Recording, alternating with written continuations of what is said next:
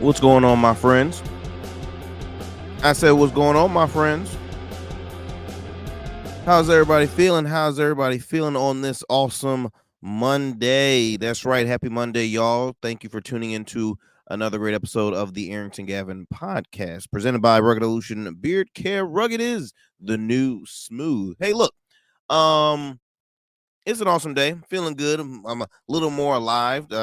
On the last show that I did, I was a little bit under the weather. Really, all of last week, I was pretty crappy. Like, guys, I was under the. I was not feeling good at all. But of course, with my work life, I got to keep it moving. I really don't have time to rest and stay still. So, excuse me, still trying to all the buildup is starting to come out. Excuse me.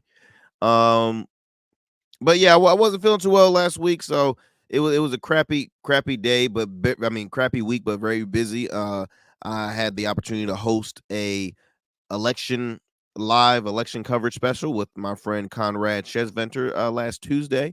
It was quite a major election uh election season.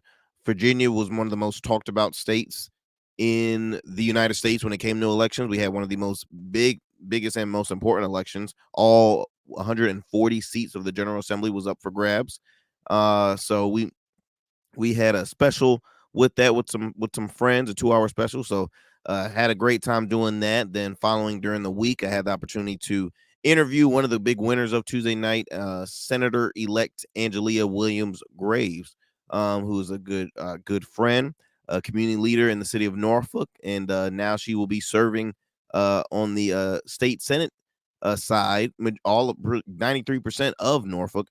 So I had a great conversation with her. If you haven't checked out that conversation, please go on either my YouTube channel, our Smooth Club Media, or go on your podcast, wherever you listen to your podcast, whether that's Apple, iHeart, Spotify, wherever you get your podcast. Please tune into that last episode. I believe episode 39. And yeah, all you have to do is just type in our Smooth Club, and you'll find the Arrington Gavin podcast there, and of course all the other content that I do. So I truly appreciate that. This podcast, hey, I drop new episodes every Monday, Wednesday, and Fridays, 10 a.m. Eastern Standard Time via podcast, and then 1 p.m. Eastern Standard Time via YouTube and Facebook. So you can see the little ticker going down on the screen down there, giving you that information. So, what else is new? What else is new? Oh, I am in production time with the full package contest. The full package contest is a singing songwriting competition. I'm honored to serve as the host of the full package backstage, where I get to interview the contestants before they hit the stage. Also get their feedback after performances, and I get to do one-on-one interviews with the judges that we have. So very exciting. This is a project created by my good friends, Miss Michelle Young and Nina Nicole. I actually had the opportunity to interview them for an exclusive here on the podcast. It's a great show, man. If you haven't heard about it, please go on your social media right now to Full Package Contest, I believe VA on Instagram, on YouTube. Subscribe to them, Facebook, all the platforms. Support, support, support. This is an awesome opportunity. Excuse me. Is an awesome opportunity for independent artists out there, not just locally, but abroad. We have some people coming from out of state, more on the Northern Virginia side, and even from Ohio. I mean, we have people coming from all over. Uh, the grand prize is $1,500 and more. Okay, so first place gets $1,500, second place gets 1,000, and then third place gets $500. But there are more opportunities involved with the prizes that has not been mentioned. So it is a great show, a great opportunity, a great platform, and I'm excited to be a part of it. This is just the beginning stages, and we are recording nonstop. We just had our, I believe, it was our final audition day, where we each audition is 12 people, and then Then you have to I think eliminate about 4, and then the actual competition will start off with 16 contestants. So it's very interesting. It's very good, different concept, completely different from all the other, talked about music shows, man. This is something very special. So been doing that. Of course, I host a weekly radio show every Sundays at 12 p.m. in your city on WNSB 91.1 FM. And that's going great. Of course, work is going great. It's the holiday season, so my wife and I, we are uh we already have Christmas decorations out. It's mainly been my wife. She's already decorated the inside of the house. Nothing going on our outside, but she has her theme ready, and we are, decorating, making a Christmas list. It's so much stuff happening, and it's just so busy. But hey, I can't complain, man, because it could be worse. Other people don't have those privileges and that luxuries like we do. So I can't complain at all. So now let's get going with the conversations, man. Let's get going with the conversation. The first things that is gonna come up that I want to bring up is by the name of an artist, Lauryn Hill. You all know Lauryn Hill, multi-time Grammy award-winning artist, member of the Fugees. Killing Me Softly, Killing Me Softly is a dope song. Her album, I mean, everything is great, but she has had a reputation of showing up showing up late to the stage during a live performance.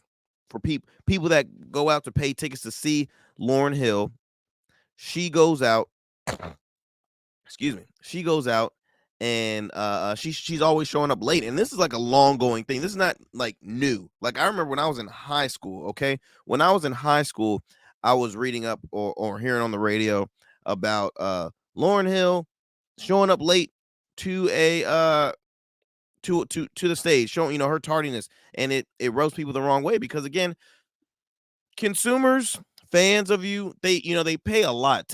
Concert tickets are not cheap, especially depending on the artist. You see, they're not cheap, and for someone at her stature, Grammy winning artist, been in the game for a long time, her tickets are expensive. I can imagine they're well more than $80. I'm just gonna make a guesstimate, right? So per person. So when people come to see you, they expect to get the full experience, not just, the great hits and the songs, but they want to get the full experience. And if you showing up late, and then you don't, you might finish the show at the regular time. If you would have showed up on time, something's wrong with that. You don't show up late and then end the concert at the, at the exact same time where it's supposed to be scheduled to show, because you're giving the fans a short performance. So, like, for example, the last concert I attended, I treated the family to a Patti LaBelle concert. My mother, my aunts are big fans of Patti LaBelle. Patti LaBelle is 79 years old, still going strong, still performing, going on tour, things like that. Patti LaBelle 79. So I bring her age to say her concerts are not like long concerts. I believe her concert was maybe like an hour and a half, right on the dot, from start to finish. From start to finish, you knew exactly how many songs she was going to perform. She had a short opening. Actually had a comedian open up for her, and she did great. She didn't show up late. Like I said, she showed up on time, finished on time. It was an awesome performance. People, again, fans thrive to see their all-time favorite artists perform in person. They've done so much to keep you successful, because let's be honest, the way you pay your bills is because well you can pay your bills because of your fans. You can afford nice things because of your fans. If it wasn't for your fans, you would not have the success. Okay, without fans, Lauryn Hill would not be Lauryn Hill who she is, because guess what, no one know who the hell she is. So in a sense, when you perform, concerts are a way to say thank you. I mean, of course you pay to see that performer, but they loved when you're very engaged with the crowd. You're very loyal to your fans. You give the people what they want. Okay, you give the people what they want. And it really it pisses me off, because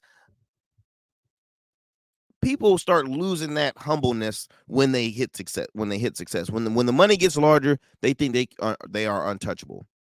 And I would say this: I'm far from wealthy. I'm far from rich, but best believe when I get my hands on some money, I will always stay the same, Arrington Gavin. Okay, I will not change my attitude. I will not change my personality. I will not change my character.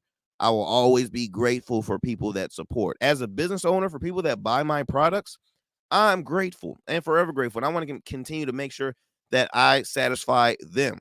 Everything I do, I make sure to satisfy the consumer. So, going in as a branding aspect, Lauryn Hill is taking an all-time dive. She's failing right now. On the marketing side, as a business owner, as a branding, it sucks because you're starting to not be known for just your music, your philanthropy work. You're not being known for that. You're being known for your ass being late getting to the stage and performing.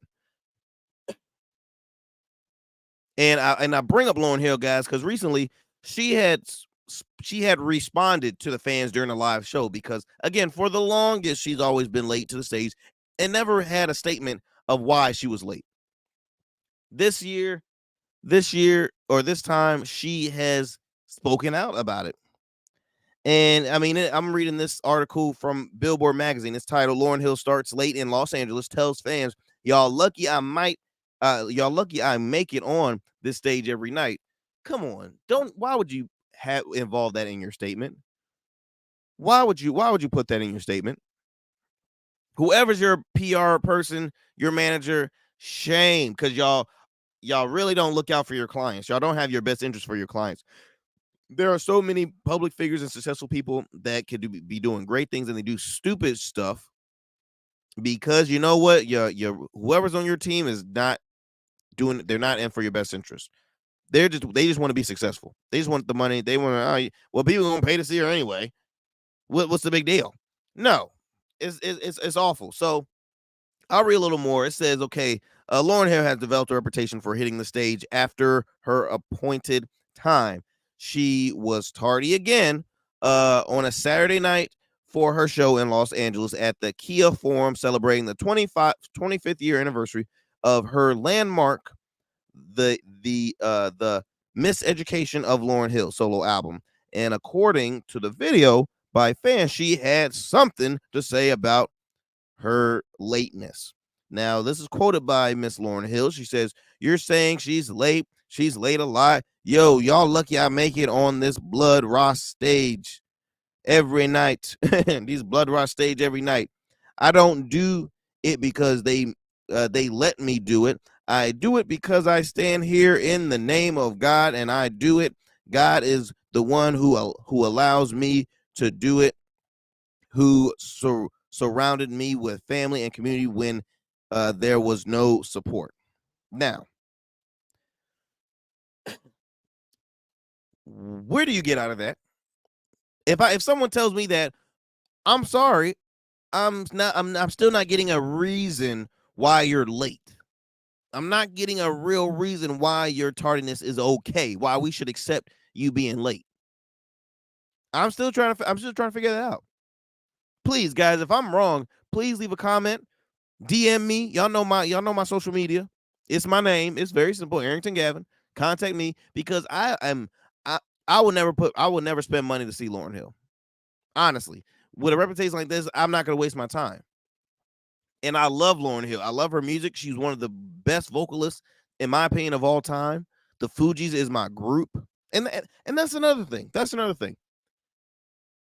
The Fugees are coming back for a tour, if I'm not mistaken. I think I heard this past year that they were going to come back for like like a celebration tour or something, like one more just reunion tour kind of thing.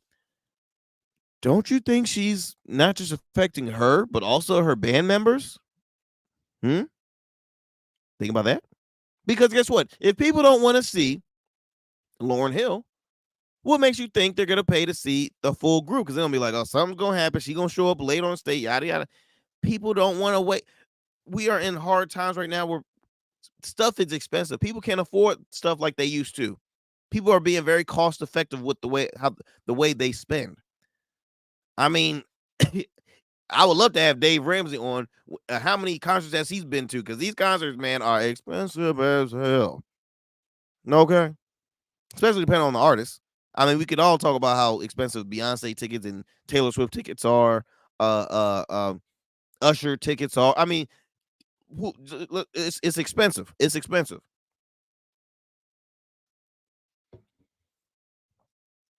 It is very expensive.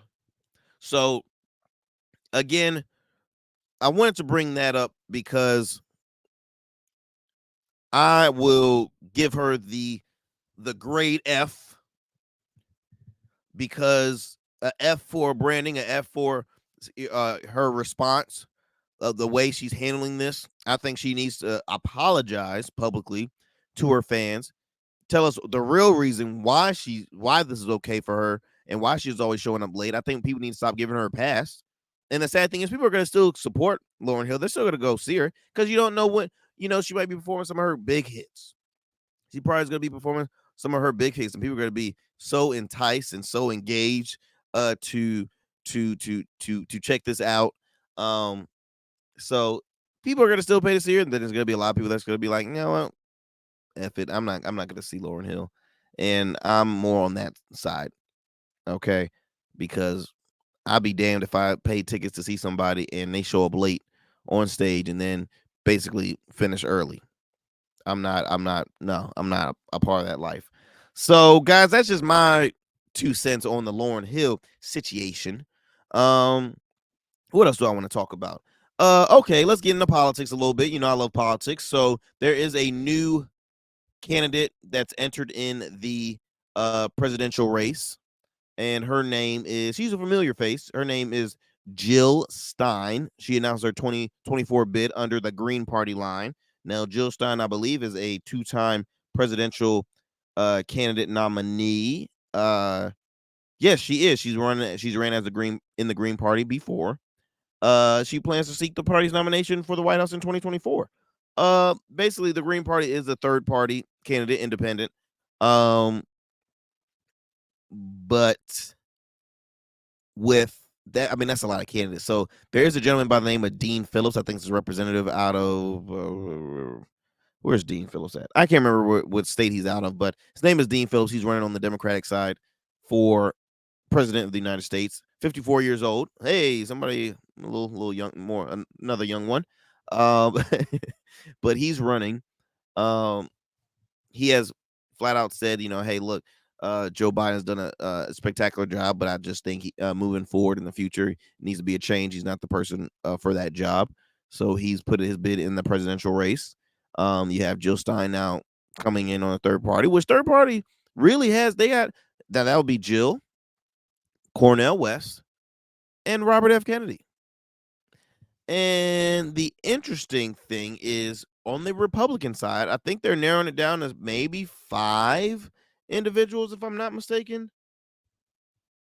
Because you have Tim Scott that's still in there, Governor Ron DeSantis, Vivek Ramaswamy, Nikki Haley, Chris Christie. Those are the only people that I know that is still in the race on the Republican side. So like 4 or 5. I think it's makes a juicy election because now you got more usage, right? You definitely got more oomph coming in the party. You have more options, which is great for people to have. Uh I think right now people are just, they're pissed. They want their options because, you know, I've mentioned before in front of my friends who are local and state officials, right? Um, Voters are pissed with politicians. They The trust factor is gone. They feel as though they blow a lot of hot smoke. Um, Again, unmade promises. Uh, we're in desperate times. We refuse to see another Biden and Trump race. We don't want to see neither one of them. Yes, age is a reason. They're both well off in their 80s. I believe current President Joe Biden's right at 80. Trump is 77. Will be 78 soon. So I do believe that you do need you need more options. You need more options to make this decision. You need more people that at least have the that mean well, that can be trustworthy. Having a flat out newbie that a lot of people are not familiar with, I think is a good thing, because it's like, okay, who really is this person, right? You get tired of kind of seeing repeated faces enter the race. I know I'll speak on the Republican side. On the Republican side, you got Chris Christie, who has run before. You have Tim Scott, who has ran before. I don't know if Nikki Haley. Did Nikki Haley run? She might have. I have to recall if Nikki Haley has run before. I really don't. I'm not sure about that one, but um, right now Trump is leading the polls. He's also leading in indictments as well. Okay, man, got a hell of indictments going on. His former VP had dropped out the race. I don't know who he's endorsing, but he dropped out, which I believe he had no chance in hell anyway. Governor Chris Christie has no chance. That's just you. The people that are leading the way, that I would say that's bringing some attention. And again, I'm an independent. I voted Democrats, the Republican. I vote on whoever I follow. I follow what they're saying and think they'll be great at the job. So Nikki Haley right now is really showing up. She's the only female on the Republican side. She was the very first one to announce her bid for presidency. She was last place, and she has been picking up in the poll numbers. She's not scared when it comes to these debates. She's been, backing it up 24/7. I think they have, in the last debate, which I missed that one. It was in Miami. That was the third one. I was just pooped after election night. I was like, nah, man, the way I'm feeling, I need to lay down. So I missed completely all of that one, but I did hear, great things about how she did. They have their final debate happening on News Nation, I believe, in December, early December. I gotta see which exact date, but News Nation's Elizabeth Vargas will be one of the moderators, as well as Megyn Kelly, Sirius XM Radio's Megyn Kelly. They will be the moderators for this final debate.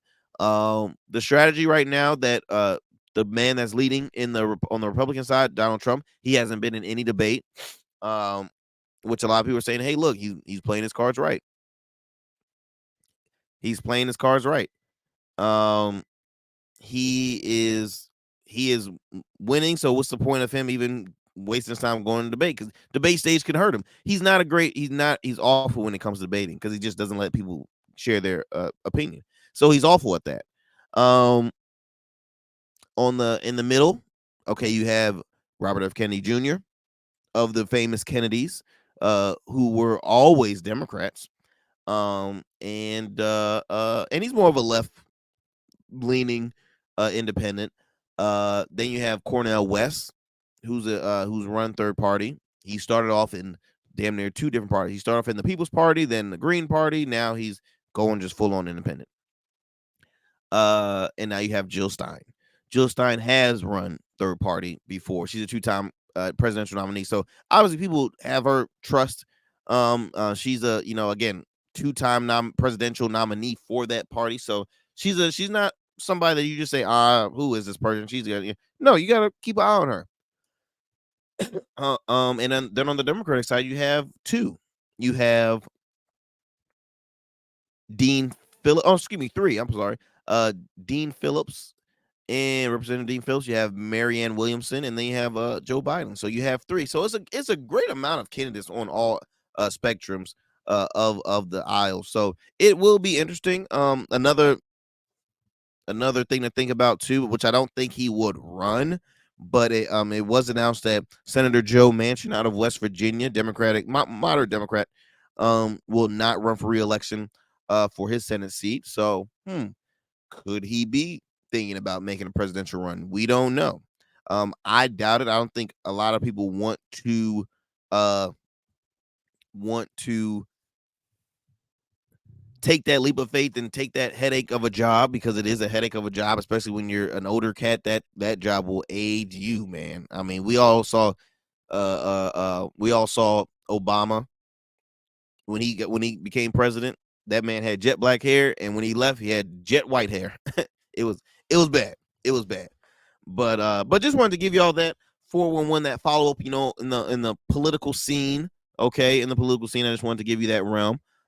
Also on the music side of things, which I think this is very interesting. So, iconic singer Tracy Chapman, her song "Fast Car," uh, has been has won Song of the Year at the most recent Country Music Award ceremony. So, Luke Combs is, I mean, big guy, very popular country singer, and he has won. Uh, he had done a cover for her song "Fast Cars," and it has been so successful that it won Song of the Year. And it is her first as a as a songwriter, because she also wrote that song. She became the first African American to win songwriter. Hold on, let me make sure I got my notes right. Hold on.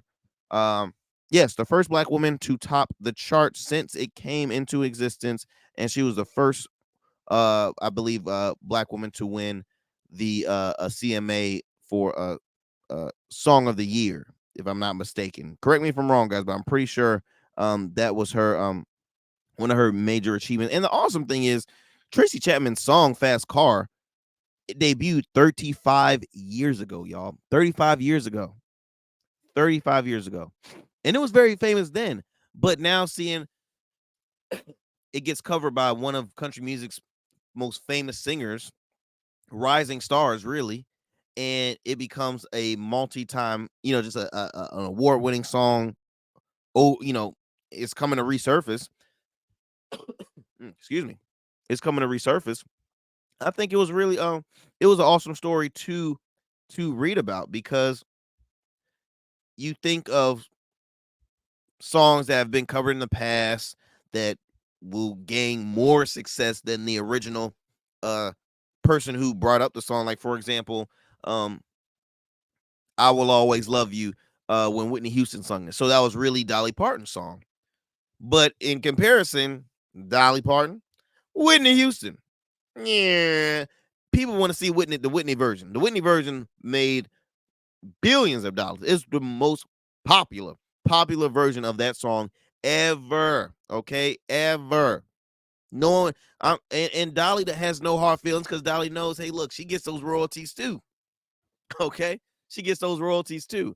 So I think that I think that uh with this success, man, it's awesome. It's awesome. You love to see it. You really haven't heard from Tracy Chapman in quite a while. Um, but I think, again, this is a great story to see. Yeah, Tracy Chapman becomes the first black person to win Song of the Year at the CMAs, which really it brings me to the next kind of another conversation. With a lot of African Americans are really starting to build up in country music, which really, if you go back in the old days, country music really started from black people. And I could, correct me if I'm wrong, country fans out there and country historians, but I'm pretty sure like some of the founding fathers were people of color. But the way it's been marketed since, when I, as a kid and growing up, it's always been, okay, country music was predominantly more of a white genre. Like, it wasn't a lot of black people in country music at all, nor did a lot of black people listen to country music. And from my realm of things. But I'm a person that I love music in general. One of my best friends is a very popular country music artist, and she's a rising star in the country music industry. So I think after seeing her growth and seeing, always hearing her songs. And now I start seeing like guys like Jimmy Allen, Kane Brown, Mickey Geisen. Oh man, there's a duo. I just heard one of their songs. Was it War and Treaty? I can't remember their names, but they were awesome. They sound so great. So, Darius Rucker. I mean, there's a lot of very popular black artists out there in country music, and that is continuing to grow. And I love it because it just shows again how versatile just music is. Music should be open for all ethnicities and cultures. But this is really been a rise of a lot of African Americans in country music, which hey, I always love to see that. I always love to see our people continue to grow, especially on the music side of things. But guys, that's man, that's about my 2 cents that I'm gonna give to you here on this great Monday. I hope y'all enjoyed this quick convo with your boy. As you know, here on this show, we just sit back and discuss really everyday topics, right? Everyday topics, whether if it's trending stories, I give my unfiltered opinion on, whether if it's entrepreneurship tips that I throw in from time to time. I bring on some guests, some amazing people on this program because I do believe in having that, great conversation, but also providing that platform for folks because I want to not just I want to have fun, but I want to make sure everyone's informed. I want to make sure this is an informative and fun program. I could be like any other, you know, show out there, have a few shits and giggles and all that other stuff. But I really want to, I want to inform you all on the important factors that it's like, okay, you need to have an understanding with this. Or you need to be like, okay, that's good. I didn't know about that. Okay. You don't want to be, late on things. And I just want to make sure I'm just that person that always keep you informed. So again, I hope y'all all enjoyed. Be sure to tune into the podcast every Monday, Wednesday, Fridays. New episodes drop then. Subscribe to the YouTube channel, R Smooth Club Media. Again, that's R Smooth Club Media. Also R Smooth Club Podcast on Facebook, and follow our Twitter page. What else we got going on? TikTok, all the social medias. Podcast. Subscribe to us on podcasts, and we want to thank, of course, our sponsors, Rugged Evolution Beard Care. Rugged is the new smooth. Be sure to check them out. RuggedEvo.com. Okay. RuggedEvo.com. They also have an app out there and all that great stuff. So until next time, y'all stay blessed, stay safe out there. And yeah, see you on Wednesday.